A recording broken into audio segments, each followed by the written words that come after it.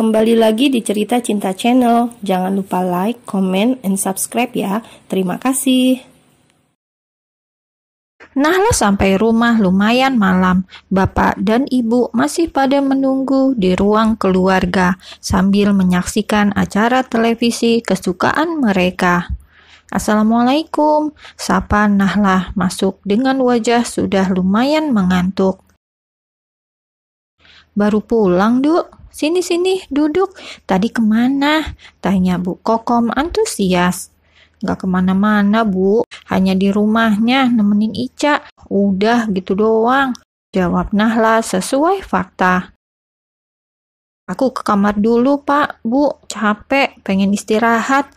Pamit Nahla beranjak. Selain ngantuk, tubuhnya terasa penat. Seharian ini banyak sekali kejadian tak terduga. Perempuan itu baru saja merebah ke ranjang saat handphone miliknya berdering. Rupanya Pak Hanan yang menghubunginya. Halo, Assalamualaikum, jawab Nahla sambil rebahan. Sudah sampai, kenapa tidak ngabarin? Aku khawatir, ucap Hanan di seberang telepon.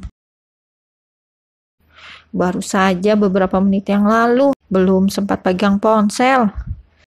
Ya sudah, selamat beristirahat, calon istri. Semoga malammu indah, ucap Hanan lalu memungkasi dengan salam. Seketika Nahla terpaku seraya menatap layar ponselnya. Dia tidak marah, tidak pula menjawab dengan suara senang. Mendadak ia ragu dan takut kalau keputusannya salah. Nahla yang sudah mengantuk pun akhirnya mengambil wudhu. 2 rakaat ia tunaikan sebelum tidur untuk meminta petunjuk hatinya, memohon kebaikan untuk dirinya dan juga semua bila memang memungkinkan untuk berjodoh. Namun jika tidak, tentu pasti yang terbaik. Usai mencurahkan perasaannya pada Sang Pencipta, Nahla akhirnya bisa tidur menjemput pagi dengan perasaan lebih tenang. Pagi, Nduk, kamu berangkatnya bareng bapak saja ya. Nanti pulangnya pesen taksi, jangan seperti kemarin, ujar Pak Subagio di meja makan. Iya, Pak, kemarin kan gak sengaja, Pak. Gak tahu kalau kejadiannya bakalan kayak gitu, sahut Nahla seraya menyeruput teh manis buatan ibu. Bagaimana? Apakah kamu sudah mendapatkan jawaban yang tepat? Tanya bapak serius. Beliau sadar juga kalau ini waktu 3 hari yang Nahla janjikan untuk Hanan. Insya Allah sudah, Pak. Nanti jika ditanyakan, Nahla akan jawab, kata perempuan itu mengangguk yakin. Bapak tidak akan memaksa, kamu yang menjalani. Selama agamanya dan pandangannya bagus, kamu tidak mempunyai alasan untuk menolak itikat baik seseorang. Pesan Bapak menguatkan. Walaupun dengan Nahla banyak juteknya dibanding enggaknya selama mengenal hingga detik ini, nampaknya pertemuan pertama pria 35 tahun itu cukup berkesan untuk Pak Subagio. Image baik langsung melekat padanya. Mbak, pakai motor Tio juga nggak apa-apa. Tio biar nebeng Sandi, tawar adik Nahla bergabung di meja makan. Gak usah, Tio, nanti pulangnya malah repot, kan sekalian mau ambil motor, ujar Nahla lebih memilih diantar bapak. Namun tak disangka sebelum sempat berangkat, sepertinya Miss Nahla tidak jadi bareng bapak ataupun Tio, karena kini Pak Hanan pagi-pagi sekali sudah menyambangi rumahnya. Sungguh pria itu kerajinan sekali. Suara salam yang menggema cukup mengagetkan keluarga dan juga Nahla. Baru semalam mereka bertemu, paginya sudah didatangi lagi. Cie, udah dijemput calon Kang Duda, ledek ibu setengah berbisik, membuat Nahla nyengir gajah sendiri. Setelah sapa salam, berbincang ramah dengan kedua orang tua Nahla sebelum akhirnya benar-benar mengantar ke tempat kerja. Ica sudah berangkat, kok nggak ikut? Tanya Nahla tidak mendapati bocah kecil itu. Berangkat nanti sama saya. Kebetulan hari ini free, sekalian bisa nganter kamu, ujarnya kalem. Harusnya nggak usah repot-repot bolak-balik, aku bisa bareng bapak tadi.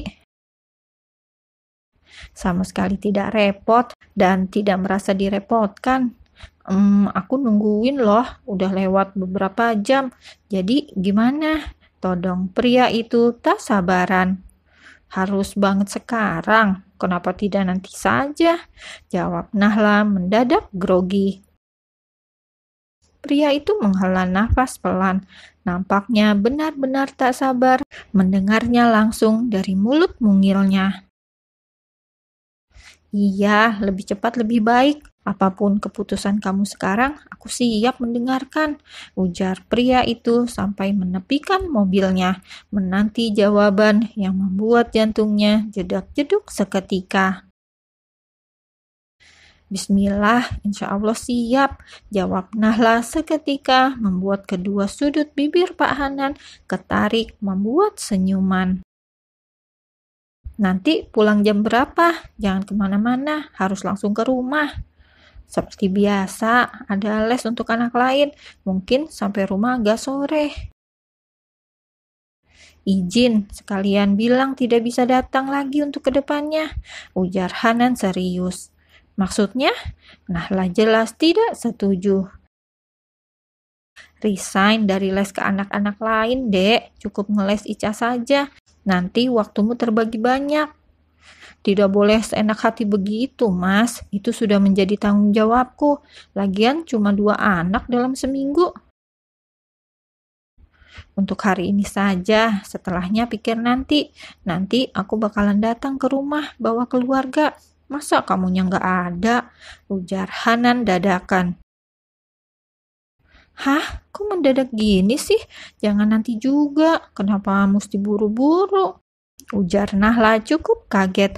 Nampaknya Pak Hanan ingin segera meresmikan lamaran itu. Ini sudah bilang gak buru-buru juga. Tidak usah menyiapkan apapun.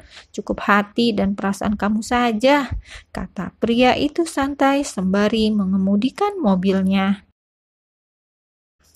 Kenapa sukanya mendadak sih? Gimana ceritanya gak siapin? Katanya mau bawa keluarga.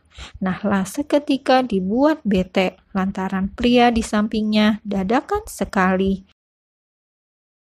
Mobil berhenti tepat di depan gerbang Tunas Bangsa. Kalau bisa izin saja pulang lebih awal, jangan banyak pikiran. Ini untukmu, ujar pria itu masih sempat-sempatnya tersenyum kalem, menyodorkan sebuah paper bag yang isinya sebuah brokat cantik untuk acara malam nanti, senada dengan pakaian yang akan dikenakan dirinya. Apa ini? Tanya Nahla menerima dari tangannya. Buka saja, selamat mengajar calon istri, pamit pria itu setelah menurunkan Nahla sembari menyisakan senyuman. Perempuan itu dibuat bingung dengan tingkahnya yang serba ingin cepat.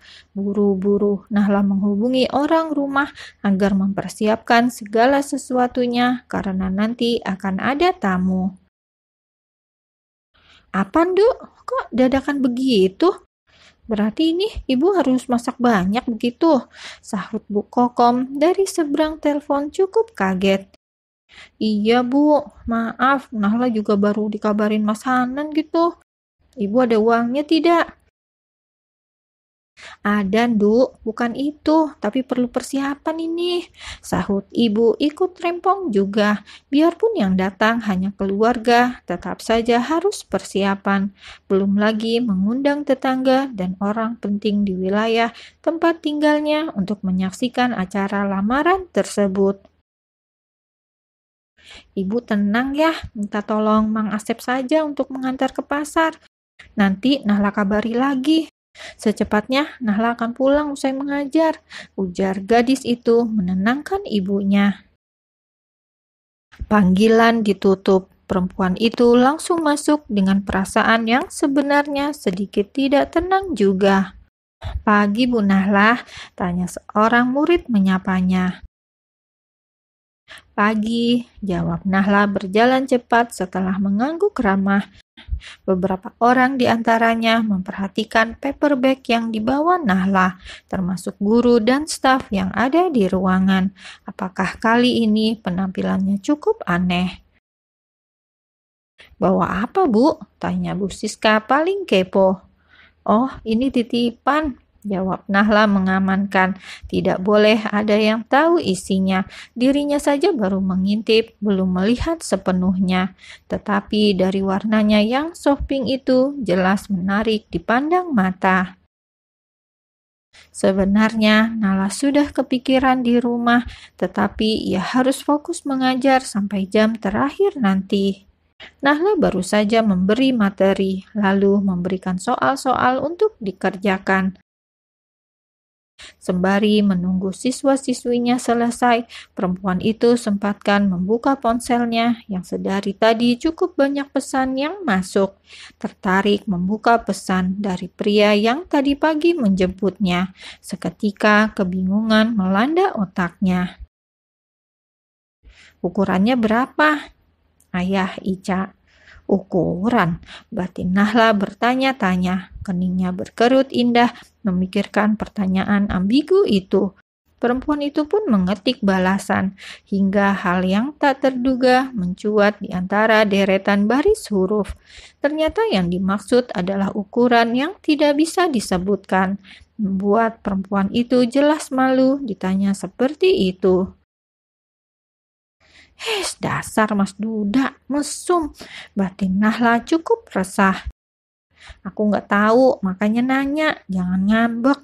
Takutnya nanti dibeliin ngasal kegedean atau bahkan kekecilan. Hehehe, Ayah Ica. Perempuan itu tak minat membalas lagi, terlebih sedang mengajar cukup serius hingga bertemu jam terakhir. Pulang sekolah, Nahla langsung ke bengkel mengambil motornya.